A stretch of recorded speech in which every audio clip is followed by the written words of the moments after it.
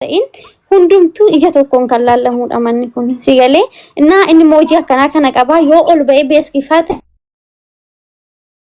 dasnaidha malatee beeskifatee nama akkana kana waan qabdu ogummaa qabdu hundaan odoo guddistee sitti taan jedhu jechuun nama fidaa nama fidaa ol ba'ee too inni lubbuyee waan siingallee jira bara ijoolleedha bara licoontu ijoollee namni gisee nama fidu asirra been beeksifatu bara akkanatti nama fidaa akkas nama fidaa jaaniin beeksifatan bara.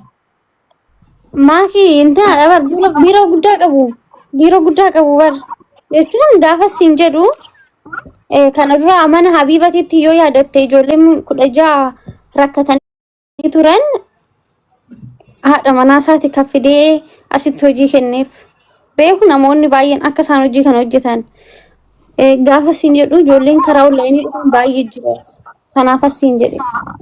Biiroo qabanii? Biiroo guddaa qabu hayyama mataa isaanii danda'e qabu karaa onlaayiniitis hin hojjetu karaa lafaatis.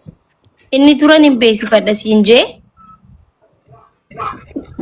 Mucoon kaleessoo bidheen gaddoo beeksisaa turte biiroo isaanii. Inni siin jee akkamatti beektee beeksisa bara inni siin jee beeksisa bara maallaqaan beeksisa namni ni beektaa miti akkasi jechuun inni amma ni beeksifadha mana maakii giseen seenee naafi mii siin jee jira moo usteetuma beeksisuuf jette fedhiin naa kan kee ni beeksisnaaf yoo beeksisiif jette rakkoon hin jiru. No tokkoffaani nama baqqaa jechuun aarsaa guddaa nama kaffaleedha akka asirra ba'ee galateeffannullee ni barbaada. Lammata immoo yoo barbaade hojii kana hin beeksifata yoo barbaade immoo hin dhiisa jechuudha.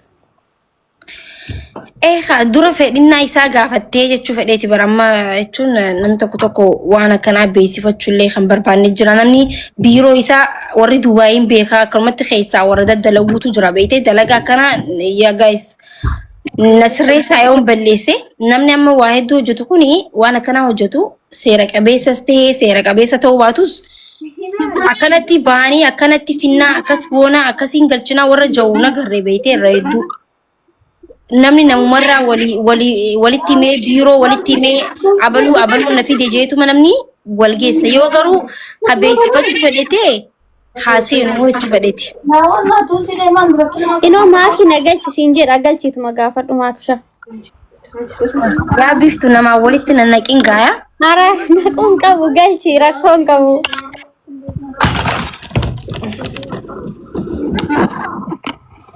Eenyu magaan? Koi meeshaan godha koi. Anana ni meeshaan godhu laali maqaas naan qabamu maaki. Koi meeshaan. Lakkoofsa tokko barreeffadhaa meeshaan asin godha.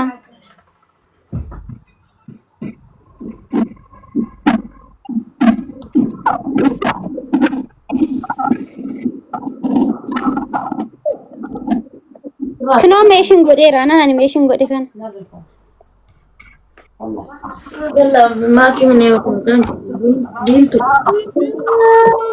Nama meeshaan godhe Abdusalaam.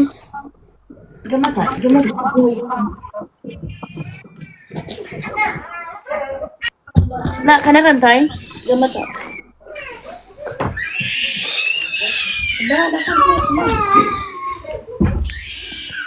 Video juga tuh nih nama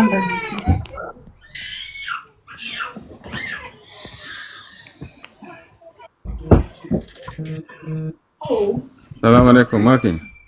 Waalaikumsalam warahmatullahi wabarakatuh. Akkam jirta? Akkam nagaa fayyaadha? Baay'ee badde yaadamte iyyuu bara. Bishoo miidiyaarran jiru dhiyeenya kana. Nagaan? Baga nagaan dhufte akkamire? Wallaahi jirra.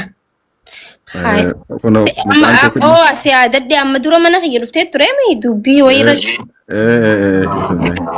Akkam nagaami? Nagaa baga gammadde mucaan teetillee kun dhufte nu bira geette.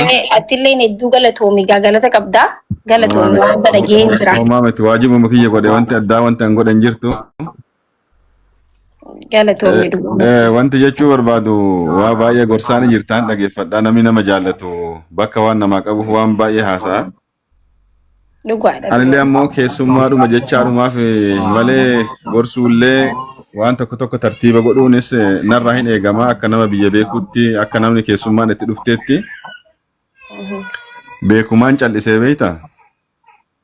xiqqoo ammas haarawaati haala laaltu biyya. Haara diqqashuma mee fatama haa jettuuf malee namni ammoo namni kun haa beekuu fi hin barbaada beektaa namni kaleessallee diqqashoo mana biiftuutti seenee wanta akka dubbadhee ture wanta hin dubbadhee ture maa inni yoo jette namni kenna waliin waanyina namni kenna ka beekus akkuma beekumsi isaatti kan beeynes akkuma wallaaluma isaatti yoo dandeettan harkaa walii waa godhu kiisii walii waa godhu afaanii walii waa godhu karama hundaan kara dandeettanii wal yoo kana hin dandeenye biyaansi waliin waanyina argitee waliin xiqqeessina namni kenna maal rakkoo qaba saba biraatiifuu ta'aa jirraa miti nuti sabni kenna sabni bal'aan kun alhamdulillah oromoon kenna ammoo nuu tartee jennaan bara kana mataa ol qabannee argitee akka barbaanne haasofnee bakka barbaachisaa itti argamne jechuun kenna kuni kanarra rabbi rahmata baay'ee qaba garuu kanarra illee waan gaarii waan kana caalu sin eeyna garuu waa baay'ee rabbiin nu taheera alhamdulillah garan isaan badin gammachuu irra jira karaa kan kootiin karaa hundaanuu jechuudha akkasuma ammoo walii haa gammannuudha mucaan tuni kaleessas achi turte har'as as dhufte kaleessas sabuma ofii wajjin turte har'as sabuma ofii wajjin jirti kan ijoollee mucaa hamma kanaa geessuun qaban biyyaas jechuudha asii ijoolleen qaban mucaa yoo tan gaafa laalutti innoo mucaa dhuma kun itti fakkaatti waan si ajaa'ibsiisu argite wanti anamma calli jedheefis keessummaadha biyyaafis haarawaadha haadha manaa kootii wajjin gadi babbahaa jirti qilleensa fudhachuudhaaf argite isiidha waa godhuus nama dadhabus miti garuu ammoo ijoolleen keenya kanas keessa jiranii anarra dabarfatanii akkana siigoonaa jedhanii waa gaggaafatanii jennaan deebii gahaa waan deebiftan itti fakkaatan ittiin haasa'e waan akkana jedhiini jedheessi miti garuu nama na fideetu jira nama laaftinnatii kan koo fudhatetu jira isa gaafadhaa jette kana jechuun baay'ee bilchina sammuu isii agarsiisa kun biyyi kun ammoo siistamni isaa siistama mataa ofii gahee qaba lamsaale gaafa akkana siin jenna namni tokko viizitiin seenuu danda'a viizaa oppoleemattiitiin seenuu danda'a jechuudha yoo viizitiin seenesi yookaan kan ji'a tokkootiin seenaa yookaan kan ji'a lamaatiin seena yeroo saniin booda namni tokko yuunivarsiitii keessa seenaa jechuudha saniin duratti rakkoo waraqata kanaa osoo irratti uumamin duratti namni kuni haala waraqaa jireenya ofii biyya kana keessatti sirreeffachuu danda'a akkasis ta'uudha kan qabu garuu mucaan isiin kuni waraqaa akkamiitiin akka biyya kana seenteen beekanii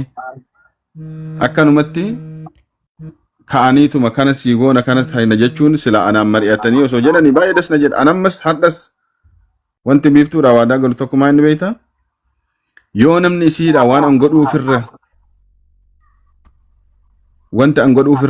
wanti isiidha godhu namni yoo jiraate jedhe sa'aatii ammaa kanatti qabee namni sun naa dubbisu biyya kana keessatti anamma maallaqa itti baasee waan godhuu qabu godhee duukaa haasahee yeroo kan koo kenneefi alhamdulillah rabbiin garan isaan badini as geetteetti baay'een gammade okay har'as ta'ee jennaan namni biiftuudha waan tokko waan ati goote kana caalaa hin goonaaf mucaa isii kana guddinna isii barbaanna okay lawxii isii barbaanna yoo namni jedhu jiraate asirratti wantan haasa'u biyaansu maallaqa gara 200 wahii baase sumni tokko biiftuurraan barbaaduan yookaan nama sanirraa isin barbaadu kana maaliif hin godhe kuni laphee kan koo keessatti haafu wantan kana godheef anumti dandahee ilmoo oromoo takkattiidha waa godhee jennaan yaa rabbi galanni si haa ga'u argitanii kan sanirraan darbee nama hin taanee fi karaa hin taanetti siin dhiisu mucaan isiin kun mucaa kooti keessummaa kootiis alaaftinnatti kootiin biyya kana dhuftes waan akkasiiti garuu ammoo namoonni gaafa isiin viidiyoo hojjette waa haasa'anii maaliin kuni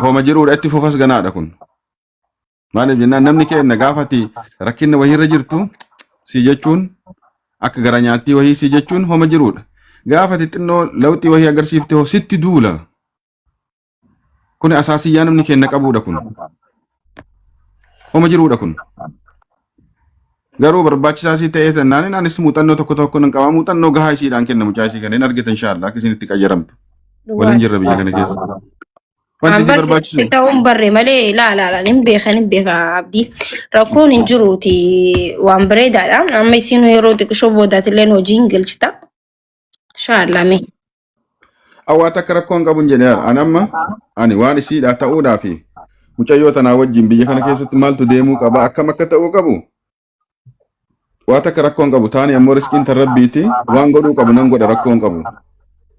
Mushi ani zimbiloo fuudheetum yookaan namatti kennuufi yookaan akkatti dhiisu no. Narrattabaaf inshaallah waan dandaheen.